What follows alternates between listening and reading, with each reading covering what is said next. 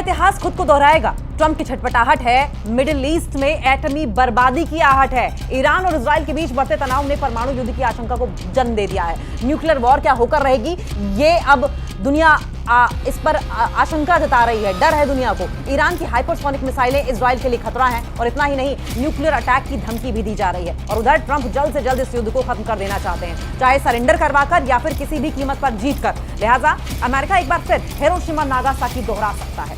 Hiroshima Nagasaki दोहरा सकता है, जिसकी जो छाप है आज तक जापान में देखने को मिलती है।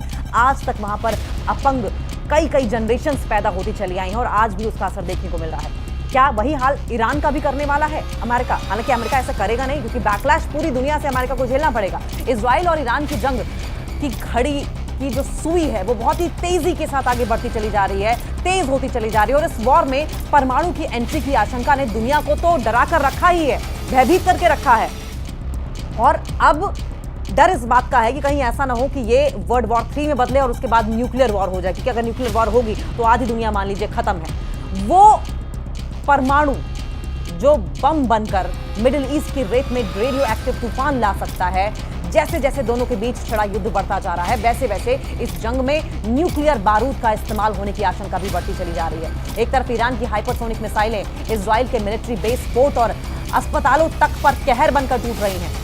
ईरान की न्यूज एजेंसी और ईरान के मंत्रालय ने, ईरान की मिनिस्ट्रीज ने एटम बम के धमाके की धमकी दी है, वार्निंग दी है। और वहीं दूसरी तरफ आप ये खबर सुन रहे हैं कि उस वक्त अमेरिका में डोनाल्ड ट्रंप ईरान को लेकर कोई बड़ा निर्णय लेने के मूड में है। हालांकि डोनाल्ड ट्रंप जो है वो इस वक्त बहुत कंफ्यूज दिखाई दे रहे हैं। वो हर बात पर मे बी कहते हैं। वो कहते हैं कि 2 हफ्ते में डिसीजन लेंगे। उन्हें ये पता होता है क्या है तो लक हम नहीं कहाँ छुपे हुए हैं, लेकिन उनका कहना है कि हम मारने के मूड में नहीं है, जो हमारा मन आएगा वो हम करेंगे। आशंका इस बात की भी कम नहीं है कि ट्रंप ईरान के फोर्डो एटमी सेंटर को खत्म करने के लिए अपने GBU-57 बंकर बस्टर बम के इस्तेमाल को हरी झंडी दे सकते हैं। आइए जानते हैं कि ट्रंप का एक फैसला कैसे मिडिल ईस्ट में एटमी बर्बादी की आहट बन जाएगा। ईरान की न्यूज एजेंसी अरबिक और ईरान की ministry of culture and Islamic guidance के एक्स हैंडल पर एक वीडियो जारी हुआ। इसमें ईरान के फौजी जनरल की वर्दी पहना हुआ एक शख्स न्यूक्लियर रेडिएशन के निशान वाली मिसाइल के मिनिएचर को सहलाता हुआ नजर आ रहा है। इस वीडियो के साथ अरबी और अंग्रेजी में लिखा है मे बी, यानी कि ऐसा हो सकता है। मे बी का मतलब क्या है? क्यों बार बार ट्रंप मे बी करते रहते हैं? सवाल यह है कि ईरान की न्यूज एजेंसी और एक सरकारी मंत्रालय से जारी एक सांकेतिक वीडियो का मतलब क्या है? इस वीडियो के साथ लिखे गए मे बी का मतलब क्या है? क्या ये वीडियो ईरान की तरफ से एटमी धमाके की धमकी है? पर सवाल यह है कि कैसे? अगर ईरान ने अभी तक एटम बम बनाया ही नहीं है तो ईरान की सरकार एटमी धमकी कैसे दे रही है? और क्या वाकई ईरान ने एटम बम बना लिया है? ईरान ने टेल अवीव से लेकर हाइफा तक को अपनी हाइपरसोनिक मिसाइलों से दहलाकर दिखा दिया है कि वो इजराइल के मजबूत मिसाइल डिफेंस सिस्टम को भेजने में सक्षम है। ईरान की ज्यादातर बैलिस्टिक और हाइपरसोनिक मिसाइलें ऐसी हैं जो वॉरहेड के तौर पर एटम बम ले जा सकती हैं। तो क्या इजराइल पर बरसती ईरानी मिसाइलें मिडिल ईस्ट की रेत पर अब केवल बारूद नहीं, एटमी बर्बादी की आहट है? कहां से मिल रहा है ईरान को कॉन्फिडेंस? सवाल यह है कि ईरान को एटमी धमकी वाला कॉन्फिडेंस कहां से मिल रहा है? अमेरिका के दुश्मन नंबर 1 रशिया से, अमेरिका के दुश्मन नंबर 2 चाइना से, या फिर डॉलर के लिए कुछ भी बेच देने वाले और एटम बम का ब्लैक मार्केट चलाने वाले पाकिस्तान से? दुनिया ने देखा है कि आदत से मजबूर आसिम मुनीर ने हर बार की तरह अमेरिका के डॉलर के लिए व्हाइट हाउस जाकर ईरान का सौदा कर लिया है, और इसलिए अब ईरान को पाकिस्तान से किसी तरह की मदद मिलना मुमकिन नहीं है। लेकिन रशिया और चाइना से ईरान को लगातार मदद दी जा रही है। यही मदद अब मिडिल ईस्ट के रेत में एटमी गुबार उठा सकती है। एक तरफ हाइपरसोनिक मिसाइलों से इजराइल को दहला रहा ईरान एटम बम के इस्तेमाल की धमकी दे रहा है, दूसरी तरफ अमेरिका ईरान की न्यूक्लियर साइट्स को मिटाने की तैयारी कर रहा है। यानी कुछ भी हो सकता है। मिडिल ईस्ट में रेडिएशन लीक होने और एटमी तबाही होने की आशंका बहुत ज्यादा बढ़ गई है। अभी तक न्यूक्लियर हथियार सिर्फ एक डर थे, पर अब वो डर सच्चाई बनने की कगार पर दिखाई दे रहा है। न्यूक्लियर वॉर होना सिर्फ डर था, लेकिन वो सच होता दिखाई दे रहा है, और अगर सच होगा तो पूरी दुनिया तबाह हो जाएगी।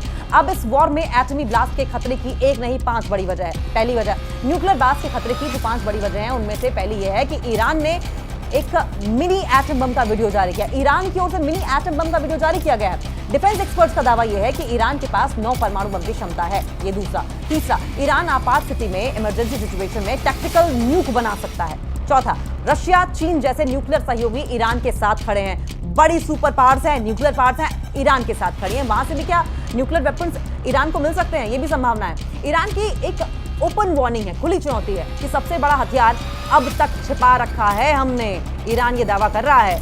अब्दुल रहीम मौसवी ने दो टूक कहा है कि ईरान के सशस्त्र बल, ईरान की जो फोर्सेस हैं, वो संयुक्त चीफ ऑफ स्टाफ यानी कि joint chief of staff general Abdul Rahim Mousavi ने कहा है कि अब तक किए गए ऑपरेशन केवल वार्निंग थे, ये केवल ट्रेलर था, पिक्चर अभी बाकी है।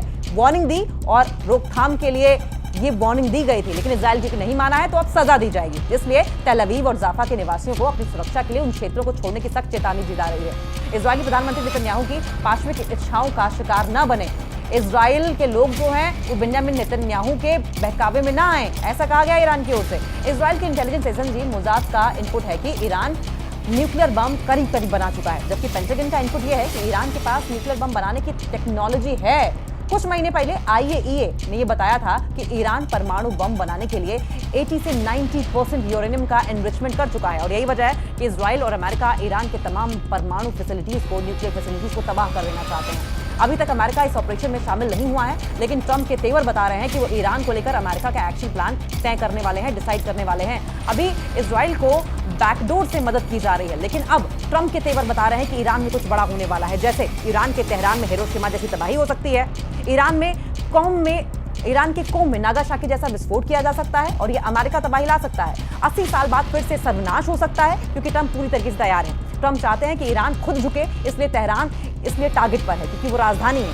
सारी मिनिस्ट्रीज, प्रशासनिक इमारतें, एडमिनिस्ट्रेटिव बिल्डिंग्स और हेडक्वार्टर्स वहीं पर हैं। बात सिर्फ इतनी नहीं है, तेहरान में परमाणु फैसिलिटीज भी हैं। ट्रंप चाहते हैं कि ईरान खुद झुके, अपना न्यूक्लियर प्रोग्राम रोके, लेकिन अगर नहीं झुका तो ट्रंप का अगला कदम होगा इतिहास बदल देना। ट्रंप का टारगेट नंबर 1 ईरान का फोर्डो एटमी सेंटर है, क्योंकि ईरान का ये इकलौता ऐसा एटमी सेंटर है जहां इजराइल का हर बम, हर मिसाइल आकर फेल साबित हो रहे हैं। इजराइल के डिफेंस सिस्टम नाकाम हो चुके हैं, हथियार भी खत्म हो रहे हैं, लेकिन अब भी ईरान के पास मिसाइलों की बड़ी खेप मौजूद है, और ऐसे में ट्रंप जल्द से जल्द युद्ध को खत्म करना चाहते हैं, चाहे सरेंडर करवाकर या फिर किसी भी कीमत पर जीत कर। यह नतीजा हासिल करने के लिए अमेरिका एक बार फिर हिरोशिमा नागासाकी दोहरा सकता है।